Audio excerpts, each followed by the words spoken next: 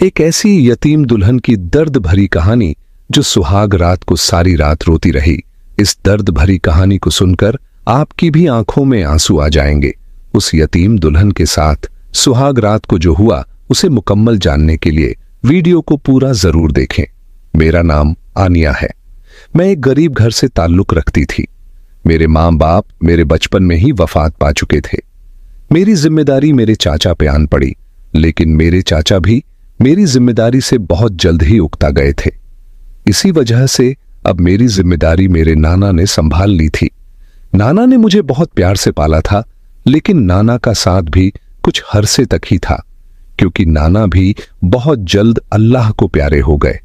अब मेरे पास इस दुनिया में मेरा सिर्फ और सिर्फ मामू से रिश्ता था। इस दुनिया में मामू के अलावा मेरा कोई नहीं था। मामू तो मुझसे बहुत प्यार करते थे, लेकिन मामी मुझसे छिड़ी सी रहती थी। मैं घर का सारा काम करती थी। बचपन में मैं जब स्कूल जाती थी तो मामी मेरे स्कूल के भी खिलाफ थी, लेकिन मामू ने जबरदस्ती मुझे एफए तक पढ़ाया था। उसके बाद मामी के कहने पर मामू ने मुझे घर बिठा दिया था। मामी कहती थी कि अगर मैंने उसे घरदारी न सिखाई तो लोग क्या कहेंगे। लोग कहेंगे कि माँ बाप तो थे नहीं, एक मामी ही थी। मामी ने भी इससे कुछ नहीं सिखाया। बात तो आखिर पाल पोस कर और बड़ा करने वालों पर ही आती है ना। और वैसे भी इसने पढ़ लिख कर क्या कुछ कर लेना है। इस बात का सुनना था कि मामू ने मुझे स्कूल से निकलवा दिया और मैं घर के कामों में लग गई। अब सुबह सवेरे उठकर नाश्ता बनाती, नाश्ते के बाद घर की सारी सफाई, बर्तन धोना, कपड़े धोना, इस्त्री करना, और यहां तक कि छोटे से छोटा और बड़े से बड़ा काम भी मेरे ही जिम्मे लगा दिया गया था। और मैं किसी फरमाबरदार नौकर की तरह उनके साथ सामने हर काम करके रखती जाती। मामी अक्सर काम गलत होने पर मुझे डांटते भी थी और मुझे अपने साथ बैठकर खाना भी न देती थी। जब सब लोग खा लेते, बाद में उन सबका बचा हुआ मैं किचन में बैठकर ही खाती थी। उसके बाद मैं बर्तन धोती, सारा काम खत्म करती और फिर जाकर सो जाती, और फिर दूसरे दिन सुबह सवेरे ही उठना पड़ता। एक एक इंसान की पसंद की चीज बनाती। मेरी जिंदगी यूं ही हो गई थी जैसे काम करने वाली मशीन हो। लेकिन मैंने कभी शिकवा जुबान पर न लाया था, क्योंकि मैं जानती थी कि यह वह इंसान है जिन्होंने मेरा मुश्किल वक्त में साथ दिया था और मुझे अपने घर में पनाह दी थी। मैं उन लोगों के जितने एहसान चुकात कम था, मैं जितना उनका शुक्रिया अदा करती कम था। लेकिन हर वक्त काम करके भी इंसान थक ही जाता है। मैं भी थक जाती। अगर तबीयत खराब होती और सोती रहती तो मामी आकर मेरे सर पर खड़ी हो जाती। अक्सर औकात मुझे एक दो थप्पड़ भी लगा देती थी, और मैं कोई आगे से जवाब देती तो फौरन ही मामू को बुला लेती और कहती कि देखा, अपनी भांजी को ख्वाम ख्वाह में इससे सर पर चढ़ा रखा है, इसे देखे मेरे सामने जुबान लड़ाती है। मामी की बात सुनकर मामू भी गुस्सा हो जाते और मुझे डांट डपट कर चले जाते। मैं रोती और खामोश हो जाती। मैं जानती थी कि अब मेरी जिंदगी में सिर्फ यूं ही डांट खाना और ऐसे ही गुट गुट कर जीना लिखा है। मेरे मामू की एक बेटी भी थी जो मेरी हम उम्र ही थी। मैं जब 18 साल की हुई तो हम दोनों के रिश्ते आने लगे थे। मुझसे ज्यादा रिश्ते उसके आते थे, लेकिन लोग पसंद करके मुझे ही चले जाते थे। यह देखकर मामी मजीद मुझसे नफरत करने लगी। हर वक्त यही रोना रोती कि अगर ऐसे ही चलता रहा तो हमारी बेटी हमारे ही घर में बैठी बूढ़ी हो जाएगी। और इसको देखो कितनी मक्कार है, यह हर वक्त किसी ना किसी बहाने से उन लोगों के सामने आ जाती है और लोग इसे ही पसंद करके जाते हैं। मेरे मामू को मेरे खिलाफ करती और मामू भी मुझ पर गुस्सा होते। ना तो मामू की बेटी मुझसे बात करती और ना ही मामू मामानी, दोनों ही मुझसे दूर रहते। मेरी हैसियत इस घर में एक नौकरानी के अलावा कुछ न थी। लोगों के सामने तो मैं इस घर की एक फर्द थी, लेकिन हकीकत में मैं क्या थी यह मैं अच्छे तरीके से जानती थी। मैंने यहां अपने लबों को सी लिया था, लेकिन अब मामी को मेरे रिश्ते की फिक्र लग गई थी। वह जानती थी कि अगर मेरी शादी ना की गई तो शायद उनकी बेटी के लिए रिश्ते नहीं आएंगे, क्योंकि उसकी बेटी से ज्यादा खूबसूरत मैं ही थी। लोग मुझे ही पसंद करके जाते थे। उनकी बेटी बहुत मॉडर्न थी, बहुत ही तंग लिबास पहनती थी और दुपट्टा भी सर पर ना लेती थी। यही वजह थी कि लोग उसके बजाय मुझे पसंद करके चले जाते थे। मामी ने इस चीज को मद्देनजर रखते हुए मेरी शादी पहले करने की सोची और एक रिश्ता करवाने वाली औरत से बात की कि किसी भी घर से, कोई छोटे मोटे घर से कोई रिश्ता हो तो इसके लिए लाना। वो औरत मेरे लिए कई रिश्ता लाती, मगर मामू को अच्छे न लगते। यूं एक रोज वो मेरे लिए फहद का रिश्ता ले आई। फहद अपने मां बाप का इकलौता बेटा था और अच्छा कमाता था। एक कंपनी में काम करता था और उसकी एक बहन भी थी। 2 मां बाप थे। इतनी बड़ी फैमिली भी नहीं थी। घर भी अच्छा था, लोग भी अच्छे थे। यह सब कुछ देखते हुए मामू ने मेरा वहां रिश्ता तय कर दिया। फहद के घर वालों को शादी की बड़ी जल्दी थी। इसी वजह से मेरा छठ मंगनी और पट ब्याह वाला सीन हुआ और मैं ब्याह कर फहद के घर आ गई। फहद बहुत खूबसूरत थे और काफी हैंडसम थे। मामू ने मुझे काफी सारा जहेज दिया था, लेकिन फिर भी इतना न था जितना मां बाप देते हैं। फहद के मां बाप पहले तो कुछ नहीं कहते थे, लेकिन जूं ही शादी हुई मुझे समझ में आने लगा कि यह लोग तो जहेज के लिए ही शादी कर रहे थे। आजकल के रिवाज के मुताबिक उन्हें लगा था कि मैं गाड़ियां भर के जहेज लाऊंगी, लेकिन ऐसा कुछ भी ना था। बस जरूरत का कुछ सामान ही मुझे जहेज के तौर पर दिया गया था। जब मेरे ससुराल वालों को यह बात पता चली तो मैंने हर किसी के चेहरे का रुख दूसरी साइड पर होते देखा। यहां तक कि मेरे शौहर ने भी मुझसे मुंह मोड़ लिया था। पहली रात ही मुझसे कहने लगे कि लड़कियां अपने ने मायके से कितना किना जहेज लेकर आती हैं और तुझे तेरे मामू ने दिया ही क्या है कि तू मुझसे उम्मीदें लगा के बैठी है कि मैं तुझे यहां पर राज करवाऊंगी। उठ जाकर मेरे जूते वहां पर रख के आ और मेरे लिए दूसरे जूते वहां से जाकर लेकर आ। मैं बेड पर ही बैठी थी। अपने शौहर के कमरे में आते ही यह बात सुनने को मिली। मेरा दिल उछलकर मेरे हलक में आ गया। आंसुओं का एक फंदा था जो मेरे हलक में लग सा गया था। मैंने तो सोचा था कि अगर अपना घर होगा तो मैं आजादी से वहां रहूंगी, मुझे इस तरह डांटने वाला कोई ना होगा। लेकिन आज मुझे पता चला था कि यहां भी लोग बिल्कुल वैसे ही हैं। दुनिया बहुत मतलबी है, दुनिया को सिर्फ अपनी ही पड़ी है। मेरी आंखों में आंसू आ गए। बेयकीनी से अपने शौहर की तरफ देखा। मेरा शौहर गुस्से से मेरी तरफ देख रहे थे। जब कुछ लम्हे में ना उठी तो फिर से चिल्लाया, बाहरी हो क्या, सुनाई नहीं देता? मैंने क्या कहा है फहद की? यह आवाज मेरे कानों में पड़ी तो मैं एकदम से घबरा उठी। मैं जल्दी से बेड से उठी और उनके पांव के साथ ही पड़ी। उनकी जूती उठाकर मैंने साइड पर रख दी और अलमारी से उनको दूसरी जूती लाकर दी। मैंने अभी जूती रखी थी कि उन्होंने मुझे ठोकर लगाई, जिसकी वजह से मैं गिरते गिरते बची थी। मैंने बेड को मजबूती से थाम लिया था। अगर बैठ ना होता तो शायद मैं नीचे गिर जाती। जल्दी से वह चप्पल पहने वाशु की तरफ चले गए। वह साए तो वह अपनी चादर, अपना लिहाफ उठाए सोफे की जानिब बढ़ गए। कहने लगे कि मैं इस बेड पर नहीं सो सकता। मैंने सोचा था कि जब तुम जहेज लाओगे तो एक अच्छा सा बेड भी लेकर आओगी। इस बेड से उकता गया हूं मैं। अब तुम आ गई हो तो तुम ही सो, मैं तुम्हारे करीब नहीं आ सकता। उस वक्त आंसू मेरी आंखों से फर फर बह निकले थे। मैंने सोचा कि एक लड़की की अहमियत ससुराल में सिर्फ फर्नीचर या फिर जहज से ही क्यों तोली जाती है। यहां मुझे माल दौलत से तोला जा रहा था। मेरे पास माल दौलत और जहेज नहीं था, तो उन लोगों ने मुझसे इस तरह से मुंह मोड़ लिया था। यहां तक कि आज शादी की पहली रात ही मेरे शौहर ने भी मुझसे इस तरीके से, इस लहजे से बात की थी। लेकिन मुझे यकीन था कि अल्लाह ताला एक ना एक दिन जरूर मुझे मेरे सब्र का सिला देंगे। मेरे नाना कहा करते थे कि किसी भी वक्त अल्लाह ताला की रहमत से ना उम्मीद मत हुआ करो, क्योंकि वह आजमाइश देता है और फिर आजमाइश में जो पूरे उतरते हैं उन पर भी अपना खास इनाम भी रखता है। मैंने फहद से अल्लाह की रजा के लिए मोहब्बत की थी और जैसे ही वह मुझसे मुंह मोड़कर गए थे, मैंने जल्दी से अपने जेवर उतारे, अपने कपड़े चेंज किए और वजू करके नमाज अदा करने लगी। उस रात वैसे भी मुझे ना तो नींद आनी थी और ना ही आई थी। मैंने सारी रात मुसल्ले पर बैठकर ही गुजार दी थी। आंसू थे कि मेरी आंखों से फर फर बह रहे थे। फहद तो सोफे पर जाकर आराम से सो गए थे। उस घर के सारे लोग आराम से सो गए थे। एक मैं ही थी जो जाग रही थी। मुझे तो एक जहन्नुम से निकालकर दूसरे जहन्नुम में डाल दिया गया था। लेकिन यह मेरी किस्मत का खेल था और किस्मत से कौन इंसान जीत सकता है। भला मैं भी हार गई थी? ऐसी बात नहीं थी कि मुझ में हुस्न की कमी थी, मैं खूबसूरत भी बहुत थी और पढ़ी लिखी भी थी। मेरी खूबसूरती इतनी थी कि लोग देखकर हैरान खड़े रह जाते थे। पता नहीं एक मेरे शौहर को क्या था कि उसने मुझे देखते ही मुझसे मुंह मोड़ लिया था। दूसरे रोज सुबह ही सुबह में सवेरे की नमाज अदा करके मैंने जूं ही देखा, मेरे शौहर फदली तरफ देख रहे थे। मुझे रात वाली बात याद आ गई जब उन्होंने मुझे बुरी तरह से धक्का दिया था। मेरी आंखों में बेइख्तियार आंसू आ गए थे। उनका तो मैंने यूं सोचा था कि यह तो मुझे सर आंखों पर बिठाए, लेकिन ऐसा नहीं हुआ था।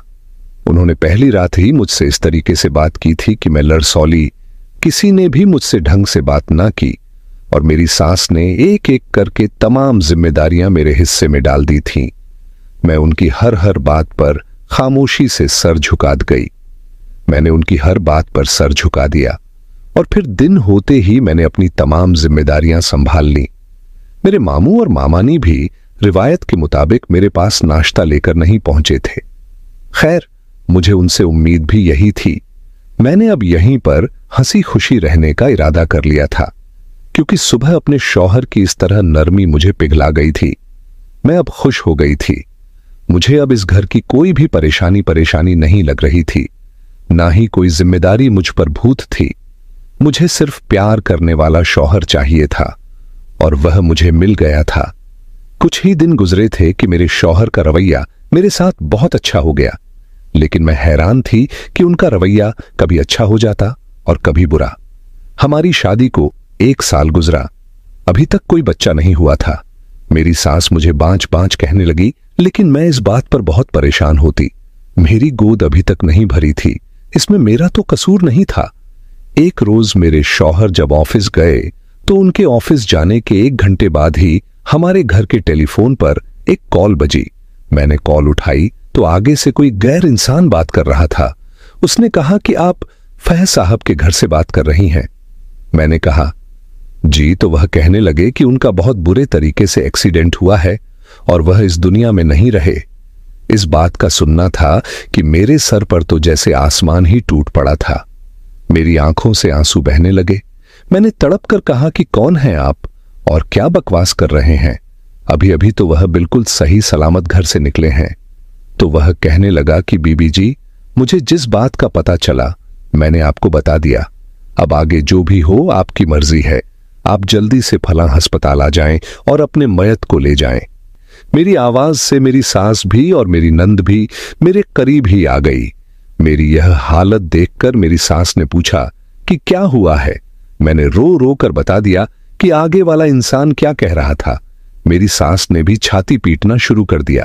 कहने लगी कि तू मनहूस है और तेरे घर आते ही हमारे साथ बुरा होने लगा है। जब से तू आई है हमें कोई खैर की खबर नहीं मिली। अब तो तू मेरे बेटे को भी खा गई है। यह कहते हुए उसने मुझे धक्का दिया और मैं दीवार से जा लगी। मेरा माथा दीवार से टकराया और जख्मी हो गया। मेरी नंद ने भी मुझे हिकारत से देखा और चली गई। मेरी सास रोते रोते मेरे ससुर को बुलाने लगी। मेरे ससुर जल्दी से बाहर निकले और फिर कुछ ही देर के बाद हमारे घर के सामने एक एम्बुलेंस आकर खड़ी हो गई। एम्बुलेंस के सायरन से मेरी जान जाने लगी। मेरी आंखों से आंसू बहने लगे। यह सायरन मुझे बहुत घटन दे रहा था। मैंने अपने दोनों कानों पर थ रख लिया और रोने लगी। शाम के 7 बजे मेरे शौहर का जनाजा था और सब लोग हमारे घर पर आ मौजूद हुए थे। जूं ही जनाजा उठने लगा, मेरी सास ने मुझ पर थप्पड़ बरसाना शुरू कर दिए और कैसी कैसी गालियां निकालना शुरू कर दी। मैं रोते हुए अपनी सास को देख रही थी। उसने मुझे घर से निकाल दिया, मुझे घर में बैठने तक ना दिया। उसने यह तक भी ख्याल ना किया कि मेरी इद्दत थी। मैं रोती हुई घर से बाहर निकली। सोच रही थी कि कहां जाऊं। मेरा मायका भी ना होने के बराबर ही था। मैं यही सोच रही थी कि मैं कहां जाऊंगी। मामू के घर में अब मेरी जगह नहीं बची थी। शायद मामी मुझे कबूल ना करती। मैं रोती हुई खामोशी से उस घर से बाहर निकल गई जहां से मेरे शौहर का अभी जनाजा ही नहीं उठा था कि मुझे घर से निकाल दिया गया था।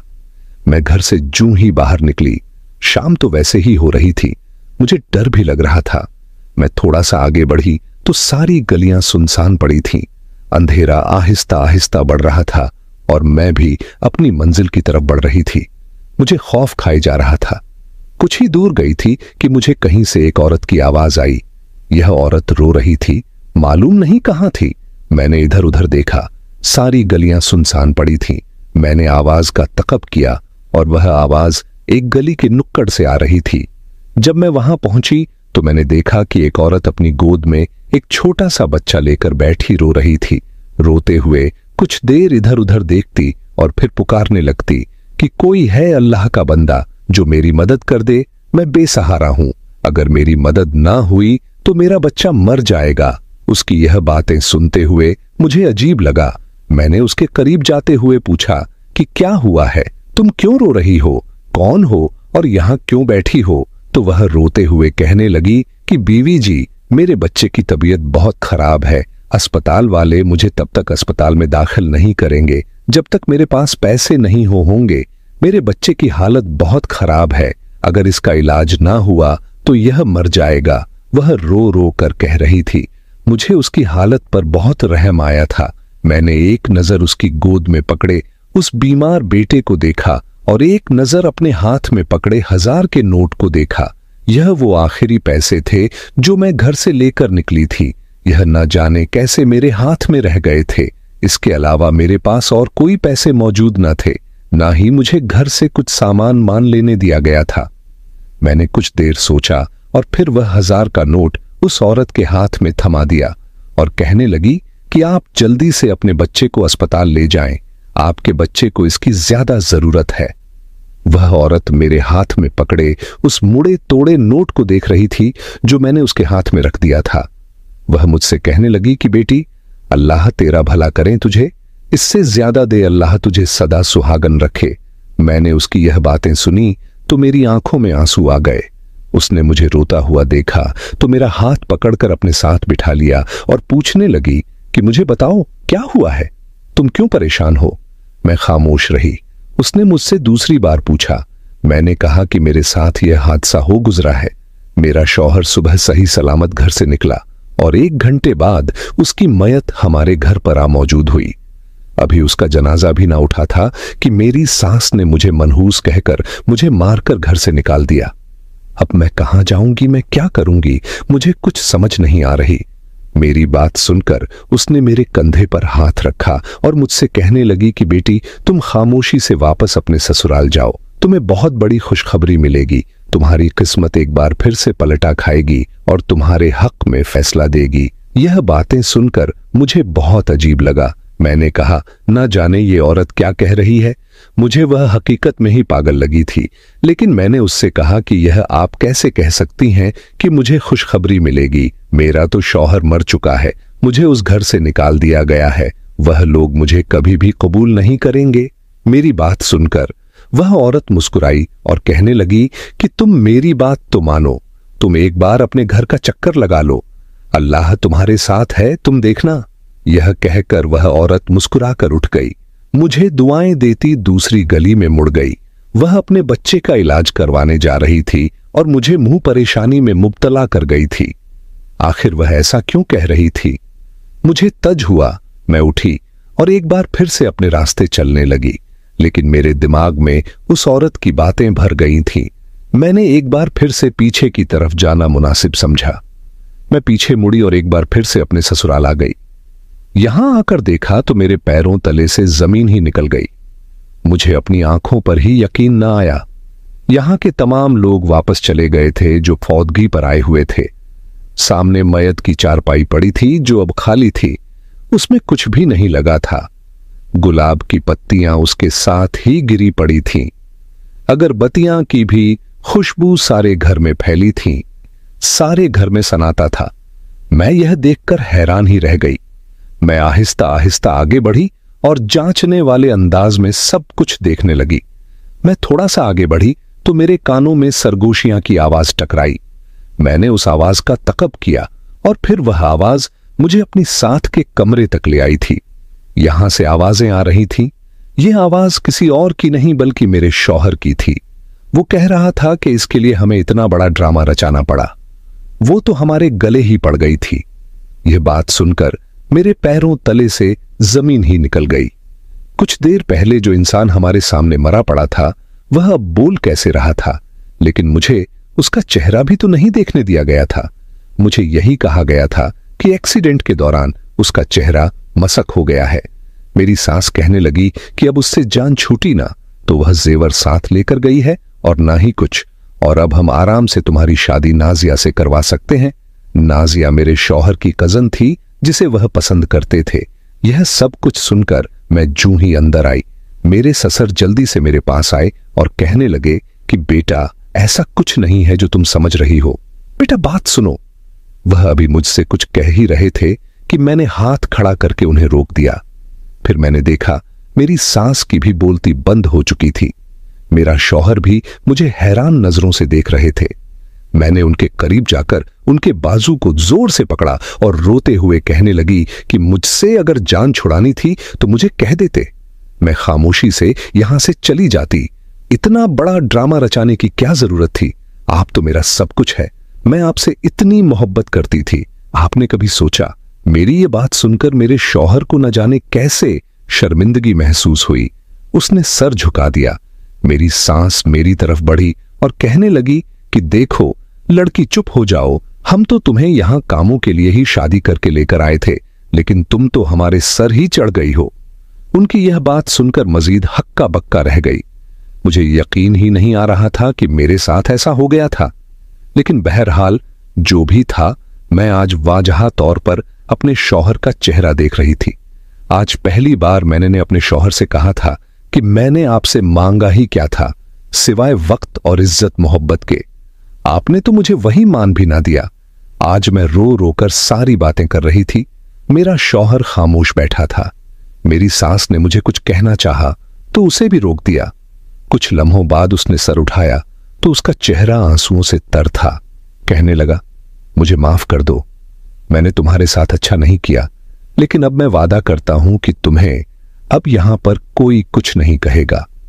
तुम कुछ देर के लिए दूर गई तो मुझे पता चला कि मैं तुमसे कितनी मोहब्बत करता हूं। हां, मैं अपनी मां से यह जरूर कह रहा था कि मैं नाजिया से शादी करूंगा, लेकिन मेरा दिल सिर्फ और सिर्फ तुम्हारी मोहब्बत की गवाही दे रहा है। मुझे माफ कर दो। यह कहते हुए मेरे शौहर ने मेरे आगे हाथ जोड़े। इतनी जल्दीबाजी पलट कैसे गई, यह मैं खुद भी नहीं जानती थी और मैं हैरान रह गई थी। मैंने अपने आंसू साफ किए और अपने शौहर के हाथ थाम लिए। मेरी सास खामोशी से यह सब खड़ी देख रही थी। मैंने अल्लाह ताला का शुक्र अदा किया और इस बात को याद करने लगी कि वह औरत कौन थी। उसे इस बात का कैसे पता चल गया था और उसने इतने यकीन से कैसे कह दिया था कि मैं घर जाऊंगी तो मेरे साथ अच्छा हो जाएगा। लेकिन खैर, जो कुछ भी था शायद वह अल्लाह ताला की तरफ से भेजी हुई थी जिसने मेरी मदद की थी।